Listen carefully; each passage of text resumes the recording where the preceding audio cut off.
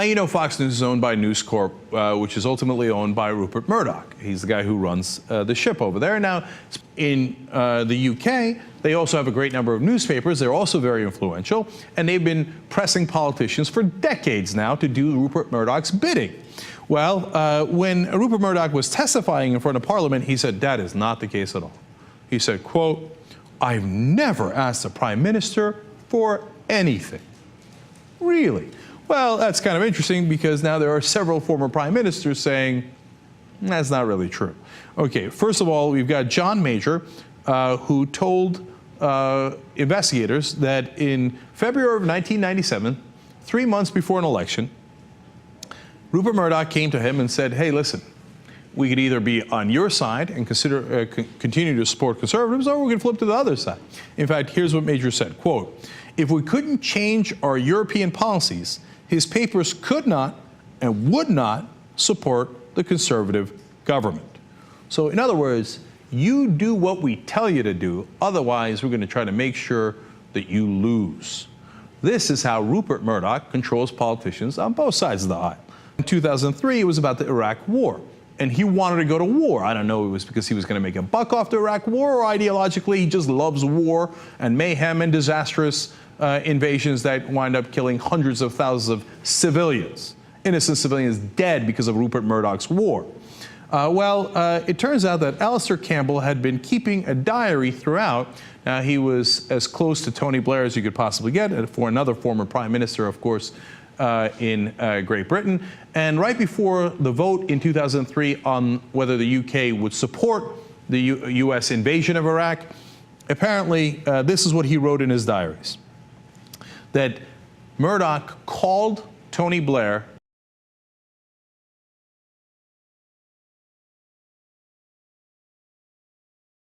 and put pressure on him to go to war. And here's a quote from his diary.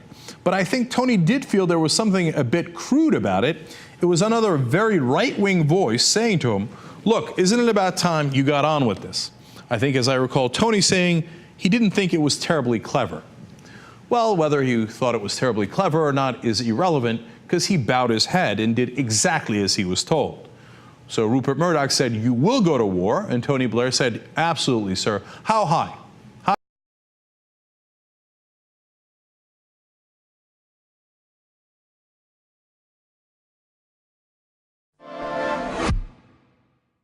This relates to what happened on the 17th of March 1997. This is Mr. Neil. Yes. Blair went the final mile for Rupert in an article for The Sun right at the start of the election campaign. He flew the Union flag and wrote in highly Eurosceptical tones, "Rupert was delighted." Were you delighted? I don't remember, but I would have been. He flew the Union flag and wrote in highly Eurosceptical tones. Yes. And then he, that's you, saw no reason to delay his endorsement for Labour any longer, especially since all the polls made Blair overwhelming favourite to be the next Prime Minister anyway. And then the following day we have the endorsement. That endorsement was your decision, wasn't it, Mr. Murdoch? Well, it certainly would have been with my approval. Some would say, looking at this, you had extracted really as much as you could from Mr. Blair in terms of policy promises. He'd gone a considerable distance in your direction. You assessed he'd gone as far as he was ever going to go, so you endorsed him. That's right, isn't it?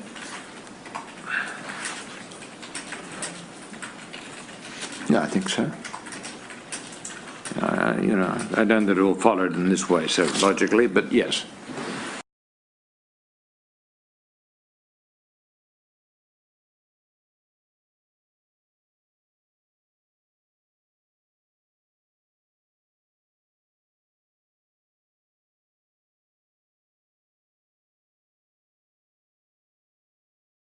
We're holding people to account the behaviour of the Sun newspaper this week, not only from the headline 27 years ago, but to not even print it on their front page. I honestly ask how Rupert Murdoch can sleep at night. It is the most disgraceful behaviour. As everyone knows, Andy Burnham, you were very close to this and pursuing the the demand for a proper inquiry. What's your answer to the question of who should be held to account? Well, nobody has yet. So there's a lot of people now who need to be held to account. And accountability, in my view, means prosecutions. That's what needs to follow. Because think about it. How on earth did this country get to a situation where people, ordinary people, who did nothing more than wave their loved ones off to a match, how do we have a situation where they ended up in a courtroom 27 years later begging for justice and pleading for the reputations of their sons and daughters, their brothers and their sisters? How on earth did that happen? You have to hold the whole establishment to account, in my view.